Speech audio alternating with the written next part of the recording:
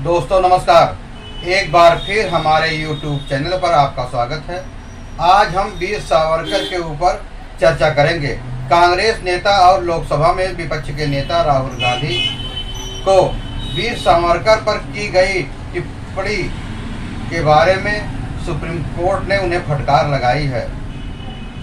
अदालत ने राहुल गांधी से कहा कि उन्हें स्वतंत्रता सेनानियों का मजाक नहीं उड़ाना चाहिए और यदि भविष्य में ऐसे बयान दिए गए तो अदालत इस पर संज्ञान लेगी। यह मामला राजनीतिक और कानूनी दृष्टि से महत्वपूर्ण बन गया है, क्योंकि यह बयान न केवल राहुल गांधी के लिए बल्कि अन्य नेताओं के लिए भी एक सबक है।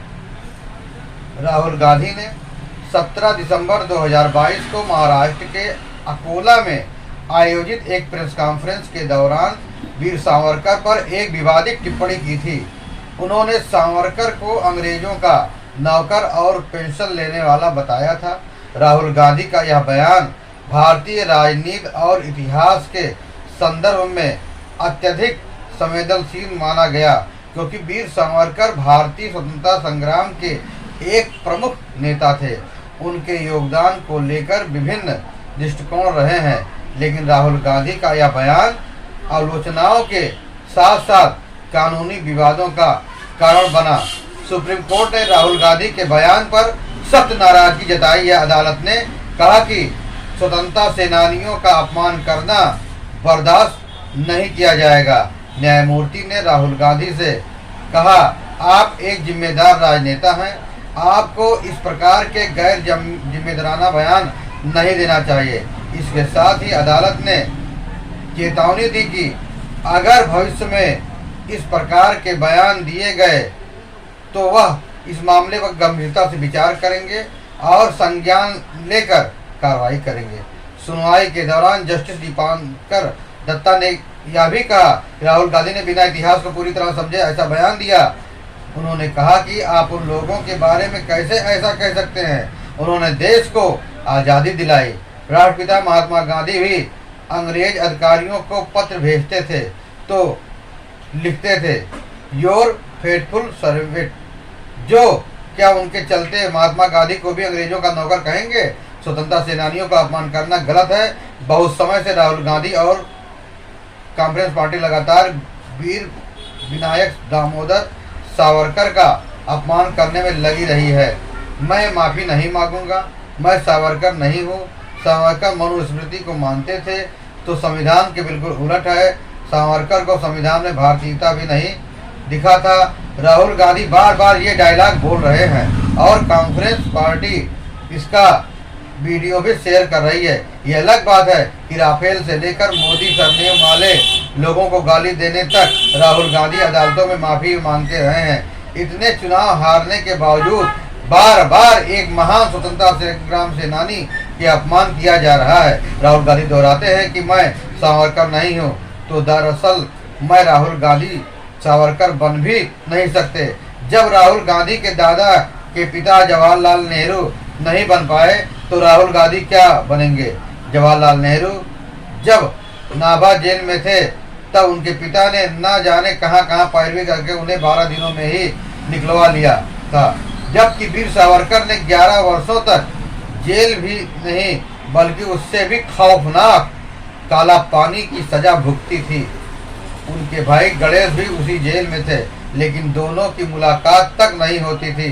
भले ही आज सावरकर की देशभक्ति पर आज कांग्रेस के नेता राहुल गांधी सवाल उठाते रहे हैं, लेकिन उनकी दादी इंदिरा गांधी ने आज से 42 साल पहले 20 मई 1980 को सावरकर को देश का महान सपूत कहा था।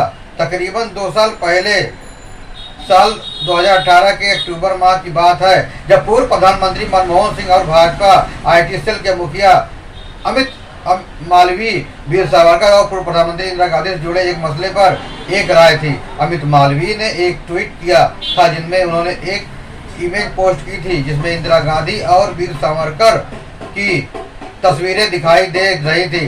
इस इमेज में इंदिरा गांधी के वीर सावरकर के बारे में दिया गया बयान दिखाई दे रहा है। इसमें इंदिरा गांधी ने कहा था कि सावरकर द्वारा ब्रिटिश सरकार की आज्ञा का उल्लंघन करने की हिम्मत करना हमारी आज़ादी की लड़ाई में अपना अलग ही स्थान रखता है। इस तस्वीर में एक और बात बताई गई थी। इंदिरा गांधी ने एक महान स्वतंत्रता संग्राम सेनानी वीर सावरकर के योगदान को पहचाना था। उन्होंने साल 1970 में वीर सावरकर के सम्मान में एक डाक टिकट भी जारी किया था। इसके साथ पूर्व प्रधानमंत्री इंदिरा गांधी ने सावरकर ट्रस्ट में अपने निजी खाते से 11,000 रुपये दान भी दिए थे। इतना ही नहीं, इंदिरा गांधी ने साल 1983 में फिल्म डिवीजन को आदेश दिया था कि वह महान क्रांतिकारी के जीवन पर एक डॉक्यूमेंट्री फिल्म बनाए। राहुल को यह जान लेना चाहिए कि विचारों से असहमत होते हुए भी कांग्रेस ने अपने पूर्वजों को नमन करने के लिए भारत को पोर्ट ब्लेयर, अंडमान निकोबार में उमड़ते देखा है। वीर सावरकर से राजनीतिक दल विरोध रखते हैं, लेकिन भारत की जनता नहीं। वह जनता सेलुलर जेल के सामने हजारों की संख्या में सलाम करने के लिए जाती रहती है। उस हजारों की संख्या में पूर्व प्रधानमंत्री आदरणीय मनमोहन सिंह जी भी थे, जिन्होंने अंडमान निकोबार के हवाई अड्डे का नाम 2005 में वीर सावरकर कर दिया था। सीधी बात है कि राहुल गांधी सावरकर बन भी नहीं सकते। भारत के सूचना आयुक्त उदय माहुरकर ने अपनी पुस्तक में बताया कि कैसे कई स्वतंत्रता संग्राम सेनानी वीर सावरकर से प्रेरित थे। उन्होंने लिखा कि कैसे वामपंथी बार बार इस तथ्य को नजरअंदाज करते हैं कि बलिदानी भगत सिंह वीर सावरकर की पुस्तक 1857 का स्वतंत्रता समर से प्रेरित थे। वीर सावरकर ने सन 1952 में नेताजी सुभाष चंद्र बोस के साथ हुई अपनी एक 12 साल पुरानी मुलाकात का भी जिक्र किया था। नेताजी बॉम्बे स्थित आवास पर हुई इस बैठक में सावरकर ने उन्हें एक महत्वपूर्ण सलाह दी थी। ये सलाह ये थी कि वैश्विक मंच पर दुश्मन के दुश्मन को दोस्त माना जाए और राष्ट्रमंडली में कोई भी देश अस्थायी दुश्मन नहीं होता है, बस राष्ट्र हित अस्थायी है। इस मुलाकात के कुछ ही महीने के बाद नेताजी भारत छोड़कर अंग्रेजों को चकमा देते हुए निकल गए। सावरकर की सलाह का ही योगदान था कि सुभाष चंद्र बोस ने आजाद हिंद फौज का पुनर्गठन किया। उसमें जान फूकी। भगत सिंह के चाचा अजीत सिंह भी अंग्रेजों की सेना में विद्रोह कराने के लिए वीर सावरकर की मदद कर रहे थे। खुद भगत सिंह ने लिखा था कि वीर सावरकर विश्व बंधुत्व में यकीन रखने वाले बहादुर हैं। उन्होंने अपनी डायरियों में भी 6 बार वीर सावरकर की पुस्तक हिंदू पद पातशाही से उद्धरण लिया है। इतिहासकारों के मुताबिक सरदार भगत सिंह वीर सावरकर की राष्ट्रभक्ति और स्वतंत्रता संग्राम में भूमिका से किस कदर प्रभावित है कि इसका अंदाजा इसी बात से लगाया जा सकता है कि सरदार भगत सिंह ने वीर सावरकर द्वारा 1857 के स्वतंत्रता संग्राम पर लिखी गई किताब 1857 इंडिपेंडेंस समर का अंग्रेजी अनुवाद प्रकाशित करवाया था और इसे अन्य क्रांतिकारियों में भी बांटा गया था।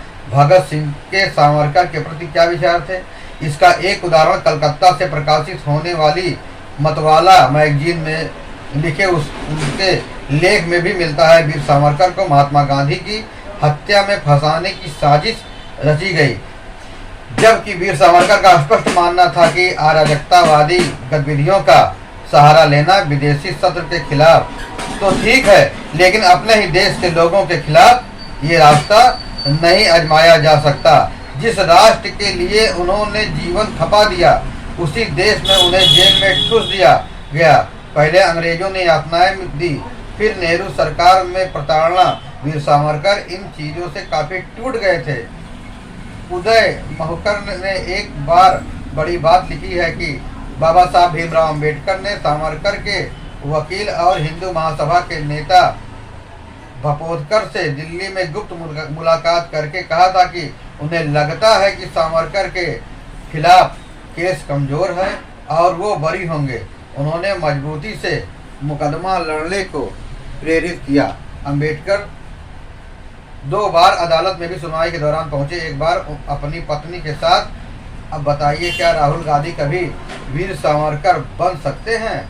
ऐसा व्यक्ति जिनसे सुभाष चंद्र बोस सलाह ले, ऐसा व्यक्ति जिनसे भगत सिंह प्रेरणा लें। आपको यह खबर कैसी लगी? फिर मिलेंगे नई जानकारी के साथ, नई खबरों के साथ। तब तक के लिए जय हिंद।